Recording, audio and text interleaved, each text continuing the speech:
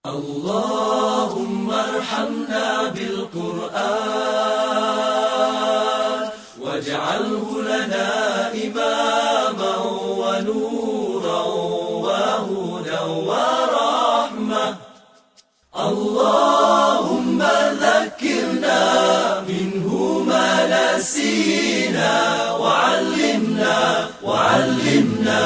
منه ما جهلنا وارزقنا تلاوته آناء الليل وأطراف النهار واجعله لنا حجة.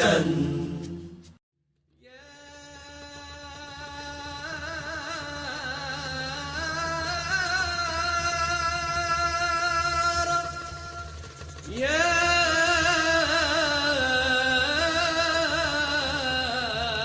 رب العالمين.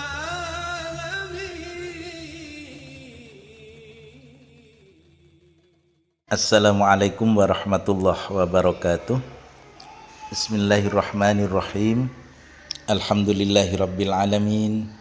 Allahumma shalli wa sallim wa barik ala Muhammad wa ala ali Muhammad. Jamaah yang dimuliakan Allah, Ramadan adalah bulan Al-Quran.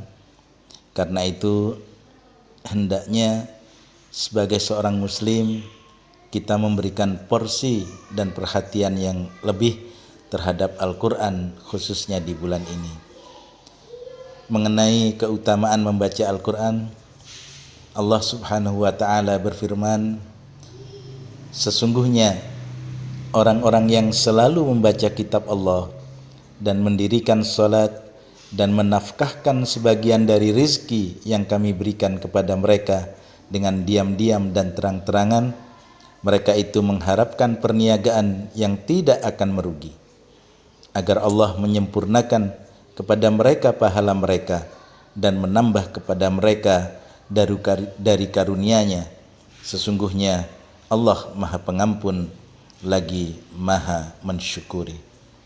Surah Fatir ayat 29 dan 30.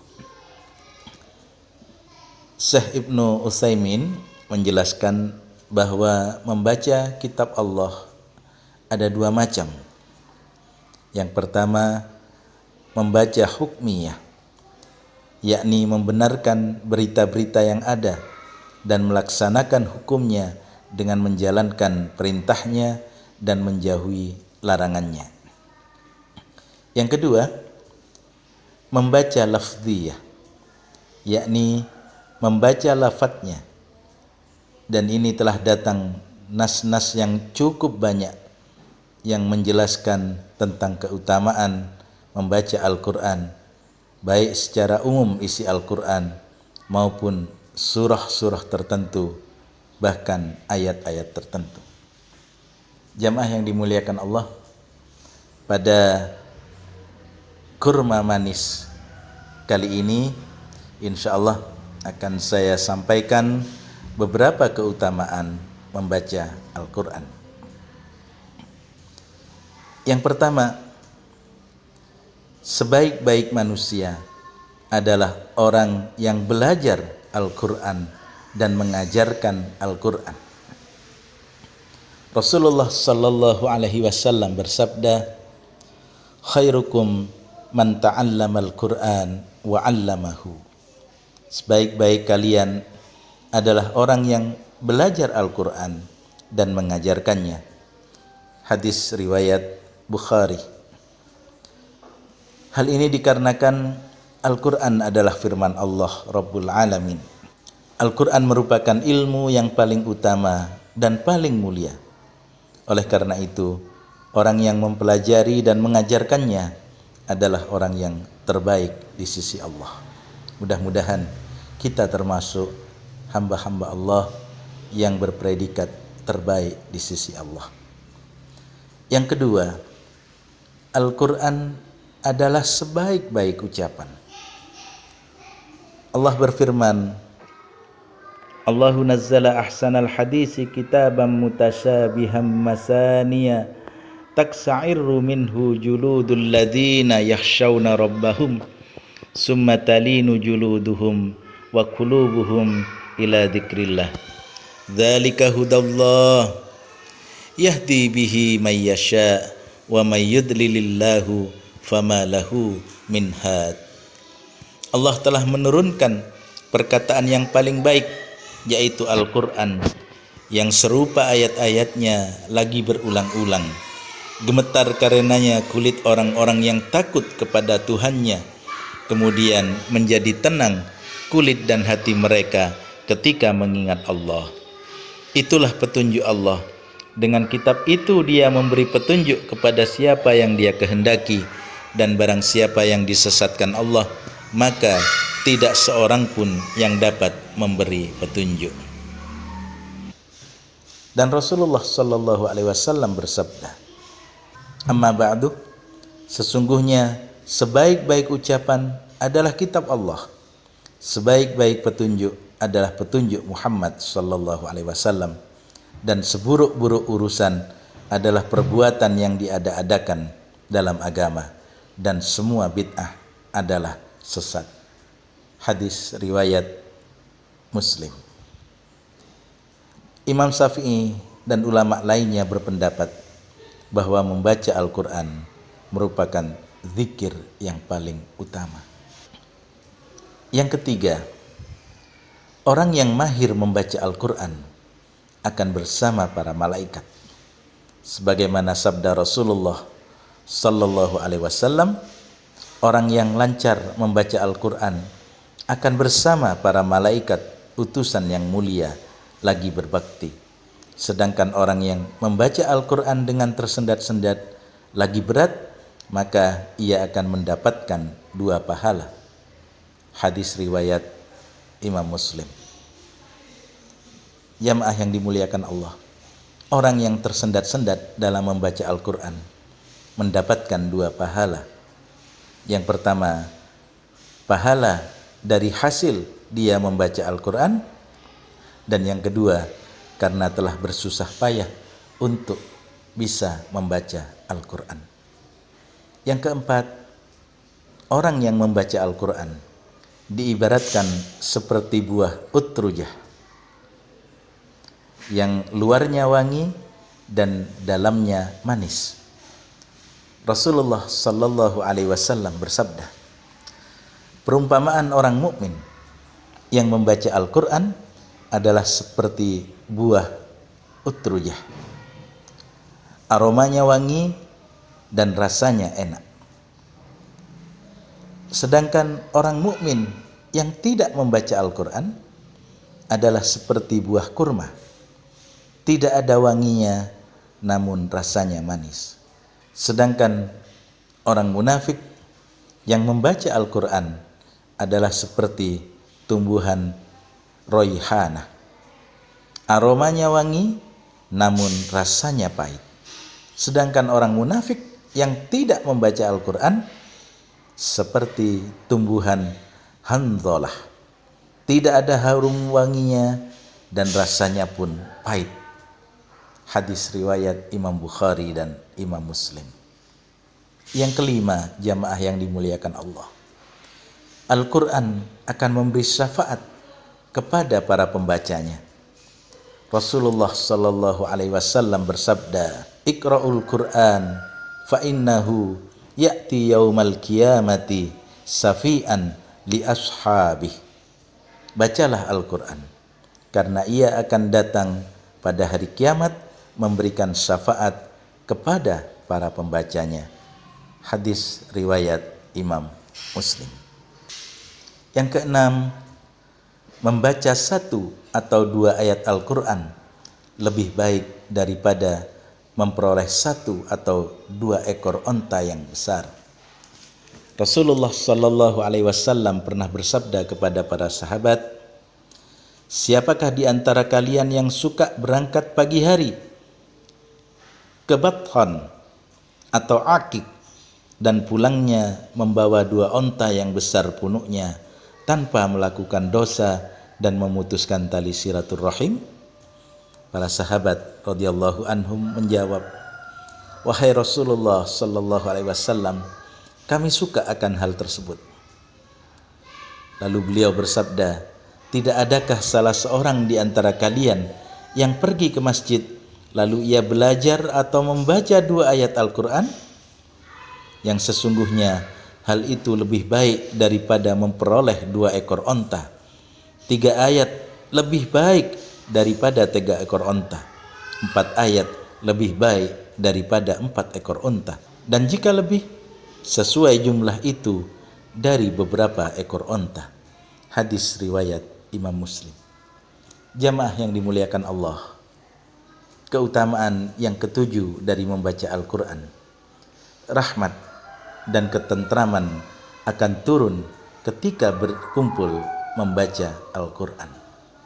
Rasulullah sallallahu alaihi wasallam bersabda, "Tidaklah berkumpul sebuah kaum di salah satu rumah Allah, mereka membaca kitab Allah dan mempelajarinya, kecuali akan turun ketentraman kepada mereka, diliputi oleh rahmat, dikelilingi oleh para malaikat, dan Allah akan menyebut mereka ke hadapan makhluk di sisinya." Hadis riwayat Imam Muslim. Yang kedelapan, keutamaan membaca Al-Quran. Membaca 1 huruf Al-Quran akan memperoleh 10 kebaikan.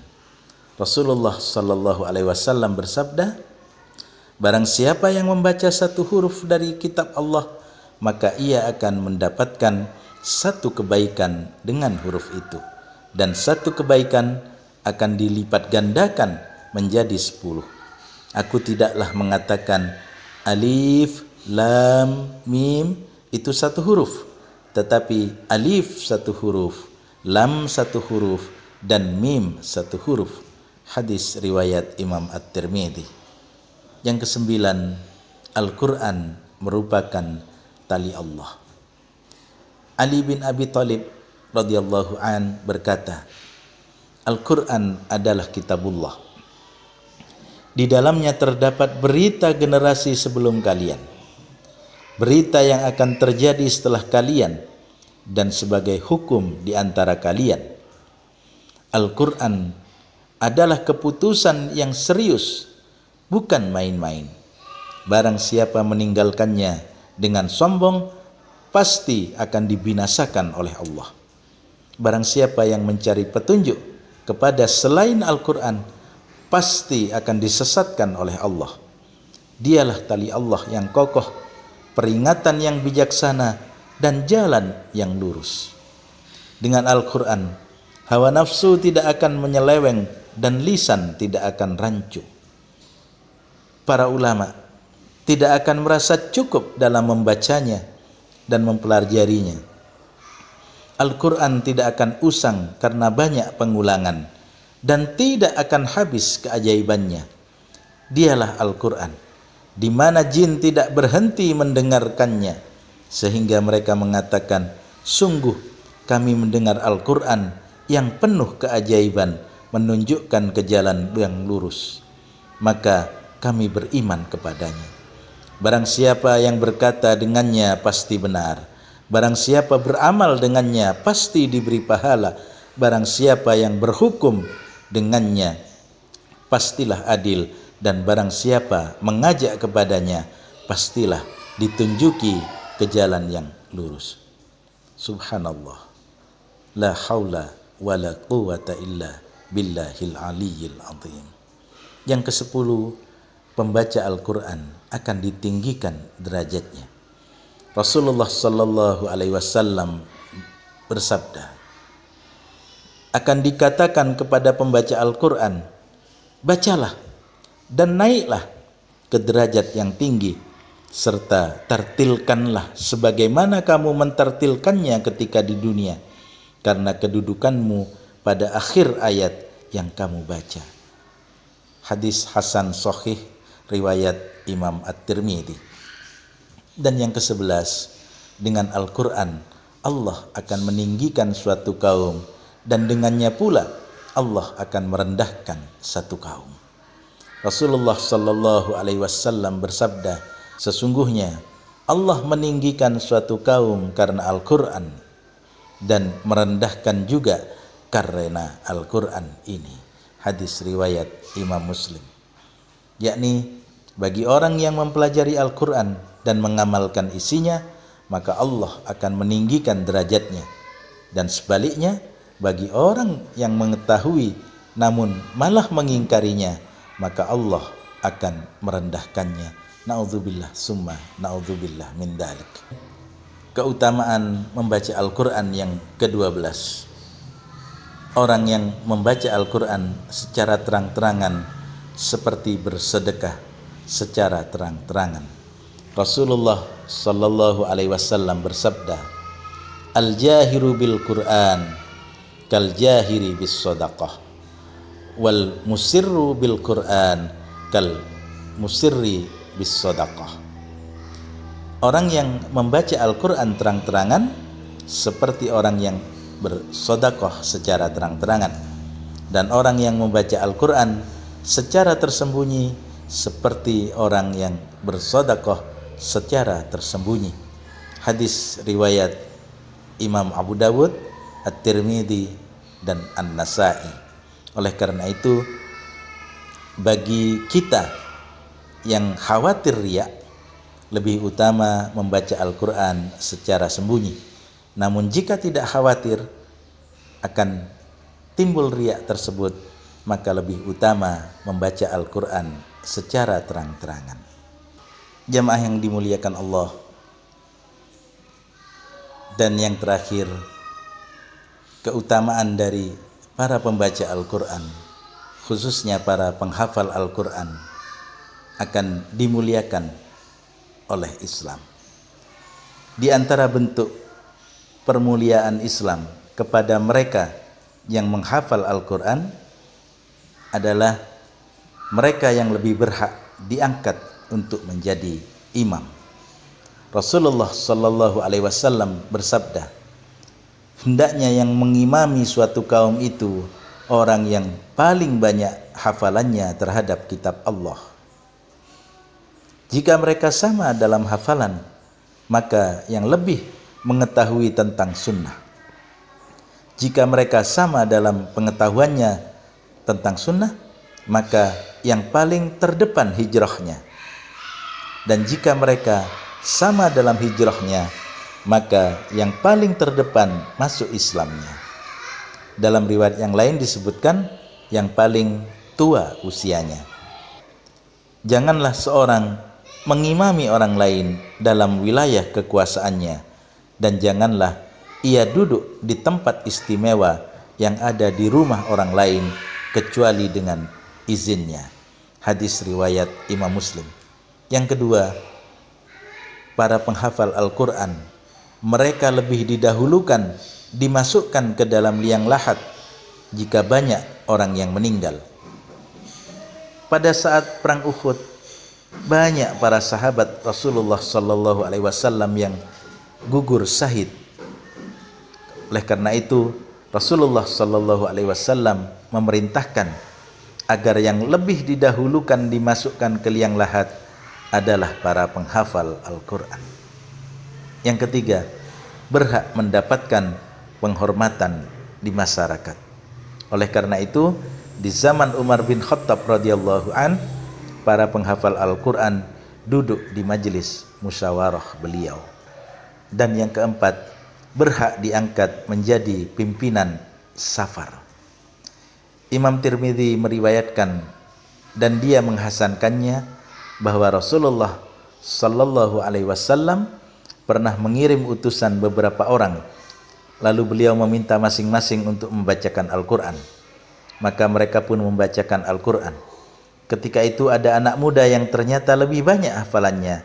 Maka Rasulullah sallallahu alaihi wasallam berkata kepadanya, "Surat apa saja yang kamu hafal, wahai fulan?" Anak ini menjawab, "Saya hafal surat ini, itu, dan surah Al-Baqarah."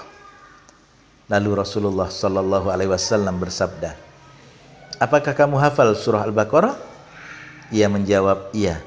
Maka beliau bersabda, berangkatlah, kamulah ketuanya. Nah, ketika itu ada seorang yang terkemuka di antara mereka berkata, demi Allah, tidak ada yang menghalangiku untuk mempelajari surat Al-Baqarah selain karena khawatir tidak sanggup mengamalkannya.